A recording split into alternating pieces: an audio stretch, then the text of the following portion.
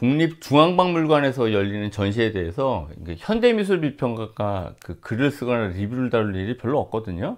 근데 금주 시사저널에는 제가 이번에 국립중앙박물관에서 열리고 있는 전시 리뷰를 다뤘어요. 왜냐면 시사저널에 원고를 계속 보내니까 시사저널 편집부 측에서 좀 대중적인 전시에 대해서 좀 써달라 라는 요청이 사실 그동안 계속 있었거든요. 그래서 국립중앙박물관에서 지금 열린 전시는 아주 대중적인 전시죠. 제목이 합스부르크 600년 매혹의 걸작들 이란 제목인데, 국립중앙박물관의 배려로 제가 전시 개막 시간이 오전 10시인데 그 전에 가가지고 먼저 볼 수 있었습니다. 근데 그날이 체감온도 영하 15도까지 떨어진 날이었거든요. 전시장 문을 열기 30분 훨씬 전에 바깥에 사람들이, 일군의 사람들이 모여서 줄 서 있더라고요. 저 사람들이 뭐지? 이렇게 추운 날 설마 줄 서서 전시 기다리는 건가? 라고 생각을 하면서 전시를 봤어요. 전시를 다 볼 무렵에 사람들이 들어오시더라고요. 추운 날 줄 서가지고 전시를 기다린 거예요. 그러니까 대중적인 전시죠. 국립중앙박물관에서 지금 내년 3월 1일까지 열리고 있는 꽤 긴 시간 하고 있는 전시는 오스트리아에 있는 빈 미술사 박물관, 뭐 비엔나 미술사 박물관이라고도 부르죠. 그러니까 이 미술관에 있는 소장품 일부가 온 겁니다. 저는 그곳 오스트리아 빈 미술사 박물관 2007년도에 가본 적은 있긴 있어요. 뭐 당연히 하도 15년 전 일이어서 하나도 기억이 나진 않아요. 근데 도판을 찾아보니까 그 외관하고 실내에 들어갔을 때 계단, 그리고 어떤 조각품들의 모습이 떠오르긴 하더라고요. 근데 우리가 어떤 뭐 루브르 박물관을 갔다거나 외국의 명승지 같은 데 갔다 오게 되면 그거에 대한 자부심이 있지 않습니까? 근데 그게 사실 다 유명무실한 거죠. 기억 속에 다 사라져서 실제로는 남아있지 않는데 갔다라는 그냥 자부심만 있는 거죠. 제가 국립중앙박물관의 배려로 제가 먼저 들어갔더니 박물관 관계자께서 작품 설명을 해주시더라고요. 근데 원래 전 작품 설명 없이 작품을 보는 편이긴 하거든요. 그래도 얘기를 들으면서 봤어요. 근데 뭐 그 왕가, 합스부르크 왕가의 어떤 비극에 대한 얘기, 그 소장품이 소장하게 된 그 경위에 대한 얘기를 하는데, 사실은 저는 그게 관심사는 아니었습니다. 그래서 제가 이 전시에 대한 리뷰의 관전 포인트로 잡았던 거는 미술품이 갖고 있는 볼거리라는 가치에 관련된 것이었습니다. 볼거리 혹은 구경거리란 말은 보통 폄하의 뜻으로 쓰이잖아요. 근데 좀 볼거리나 구경거리는 미술품이 갖고 있는 본질적인 가치고, 이 볼거리와 구경거리에 대한 사람들의 본능적인 수요가 있습니다. 전 그거에 포인트를 맞춰서 글을 썼어요. 전시장 입장해 봤더니 도금된 황금빛 해시계, 왜냐하면 그 왕가가 600년 동안의 전성기 동안 모은 수집품이기 때문에 귀중품들이 많이 있거든요. 그리고 금으로 제작된 바구니라든지 수정을 깎아서 제작된 마치 유리처럼 보이는 공예품들도 있었고, 왕가의 초상화들이 있었거든요. 그러니까 지금 이런 소장품들은 일반인들이 범접하기 어려운 것들이잖아요. 그러니까 일반인들은 소수의 사람들이 갖고 있는 소장품을 보고 싶어하는, 그걸 볼거리로 간주하는 욕망이 있습니다. 저는 이 전시를 포함해서 많은 미술 작품들 혹은 많은 미술 전시에 대해서 상찬의 수사법들이 동원되잖아요. 미술의 가치는 수사법 넘어, 그러니까 형언하기 어려운 어떤 볼거리 가치 있다라고 믿는 사람이에요. 전시 소장품이 온 빈 미술사 박물관은 19세기 무렵까지 합스부르크 왕가가 이렇게 전성기일 때 모은 그 소장품들을 19세기 중반 이후 20여 년 동안의 건립을 거쳐서 1891년도에 완공한 미술관이라고 해요. 그러다가 이제 나중에 이 왕가가 몰락한 다음에 빈 미술사 박물관이라는 이름으로 공공미술관이 된 거죠. 근데 이런 케이스는 많이 있죠. 대표적인 게 루브르잖아요. 원래는 요새로 쓰였던 공간인데 이게 궁전으로 바뀔 무렵인가? 그때 그 왕가, 프랑스 왕가에서 갖고 있었던 소장품들을 전시하기 위해서 갖고 있었다가 프랑스 혁명이 터지면서 국가 유물을 전시하는 전시장으로 바뀌었고, 지금의 공공미술관으로 바뀌었잖아요. 루브르 미술관이. 합스부르크 왕가가 유명한 미술가들을 후원했다라는 설명이 전시장에 나와요. 그런 걸 보통 메세나 정신이라고 하잖아요. 그 말이 절대적으로 틀린 말은 아니지만, 유명한 미술가들을 갖다 후원한 대신에 그 대가로 자기 왕가의 초상화를 그리게끔 했죠. 왜냐면 자신의 왕가를 갖다 빛내게 하기 위해서는 유명한 그 그림 그리는 사람들이 필요로 하지 않습니까? 이것은 마치 요즘 유명한 셀럽들, 연예인들이 자기 자신을 판촉하기 위해서 유명한 사진가를 고용하는 거하고 같은 맥락이라고 할 수 있어요.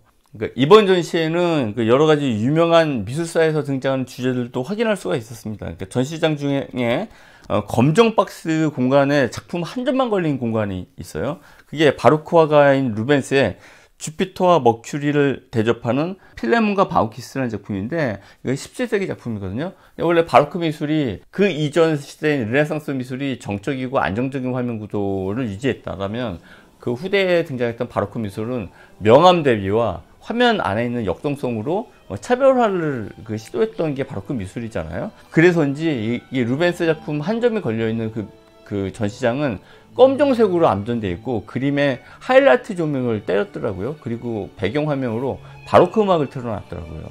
제가 앞서 시사저널 그 칼럼에서도 한번 다뤘었던 바니스타스 정무라도 이번 전시에 한 부스를 차지하고 있습니다. 그래서 한 부스 안에 정 가운데 꽃이 있고 그걸 플로리스트가 거의 꽃이 시들 무렵에 매번 바꾼대요.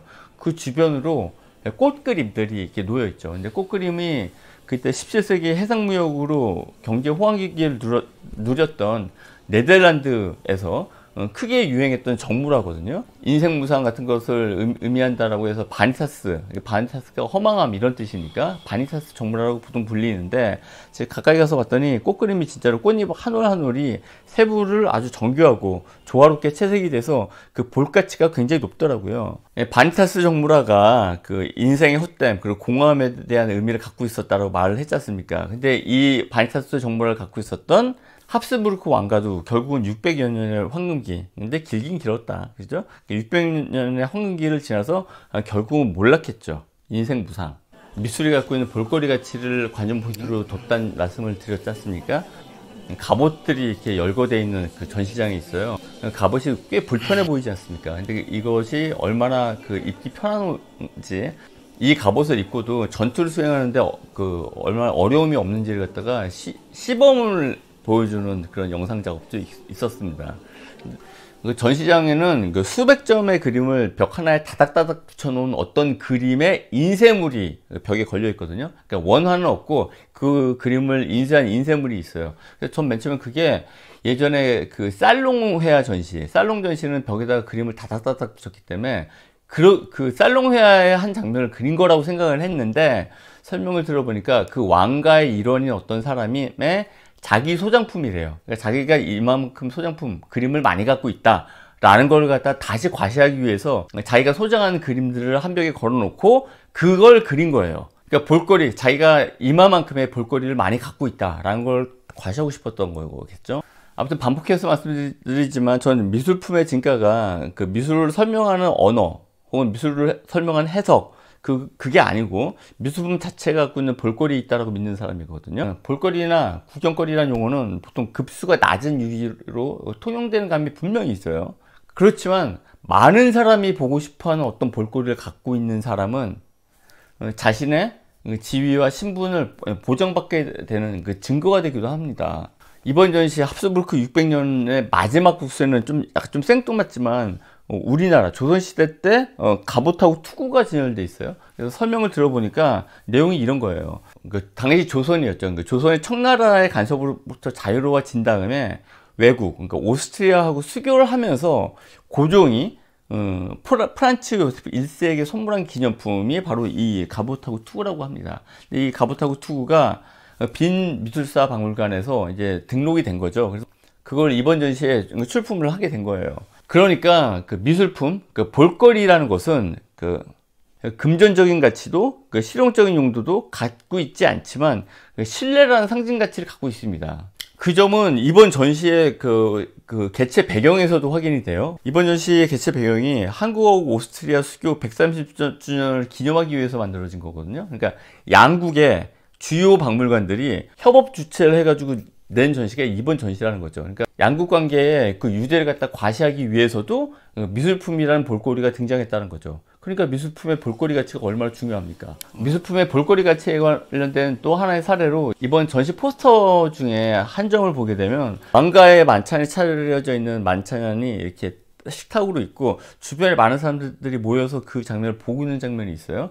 저는 이게 무슨 내용인가 싶었는데 설명을 들어보니 그 만찬이 76가지에 해당되는 황실의 음식이래요. 그래서 그거를 황실에 속하지 않은 다른 사람들이 그 황실의 음식을 구경하는 장면이라고 하더라고요. 이것도 똑같죠. 자기가 가질 수 없는 어떤 볼거리를 단지 보는 것만으로 대리 충족을 하게 되는 거죠. 그때 필요한 것이 볼거리라는 거죠.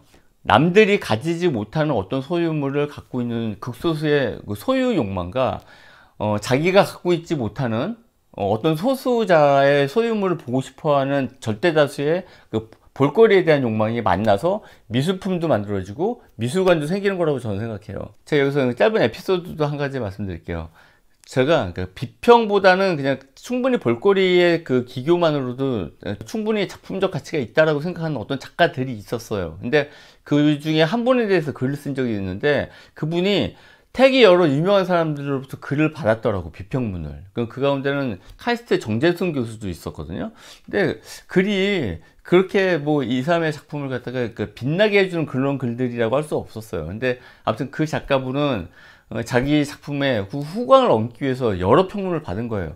그 부분을 제가 그 작가론에서 지적을 했더니, 그 작가론을 기고한 글이 월간미술이었거든요. 당시 월간미술 기자가 저한테 나중에 얘기를 하더라고요. 그 작가한테 항의 전화가 왔대. 내가 그런 식으로 글을 써서 나를 이제 고소하겠다고. 근데 뭐 고소할 만한 여건은 안 되죠. 그거는 그 사람의 태도에 대한 저의 평가이기 때문에 이건 고소 요건에 해당되지는 않습니다. 또 하나는 또 똑같이 볼거리의 가치의 어떤 느낌을 많이 주는 어떤 작품을 제가 초대해가지고 우리 갤러리에서 전시를 한 적이 있는데, 작가 작업을 해보니까 저는 이 작업을 어떻게 만들었는지 그 공정과 기교에 대한 어떤 기계적인 설명을 듣기를 원했는데 되게 관념적으로 설명을 하더라고요. 이 작품이 갖고 있는 어떤 관념적 가치에 대해서. 그래서 아마 작가들도 그런 부담감이 있나 봐요. 자기 작품이 볼거리로만 한정돼 가지고 평가되는 게 자기 작품이 이렇게 폄하된다라는 믿음이 있나 봐요. 절대 그렇지 않은데, 그 미술 전공하려는 수험생들이나 뭐 희망자들한테 보통 미술이 밥 먹여주냐라는 말을 하잖아요. 실제로 미술은 사람들한테 밥을 먹여주지 않죠. 절대 다수의 미술이 그걸 전공한 사람한테 밥을 제공하지 않습니다. 왜냐하면 미술은 그냥 형이상학적 영역에 머물러 있거든요. 그렇지만 극소수에 해당되는, 매우 극소수에 해당되는 어떤 미술은 의식주 해결이나 육체 쾌락이 와닿지 않는 볼거리를 향한 인류의 욕망을 충족시키고, 그것은 인류의 타고난 본능이기도 하다는 거죠. 그래서 인류가 갖고 있는 볼거리를 향한 욕망, 그 본능이 양국의 수교를 기념하는 의전으로 소환될 만큼, 이번 전시가 그런 경우니까 미술이 갖고 있는 볼거리의 가치는 대단히 지대하다라는 게 제 결론이에요.